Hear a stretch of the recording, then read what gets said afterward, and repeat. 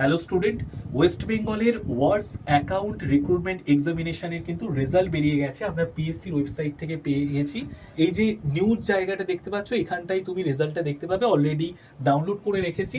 দেখো, এই হলো সেই রেজাল্ট। ওকে, তো ফার্স্টে দেখো দেবশ্রী পল, ইনি কিন্তু মেরিট পজিশনে 1 নম্বরে আছেন আনরিজার্ভ ক্যাটাগরিতে। এবং তোমাদেরকে লাস্টে একদম লাস্টে আমি দেখিয়ে দিচ্ছি যে আমাদের কত নাম্বার, মানে কাট অফটা একবার দেখিয়ে দিচ্ছি।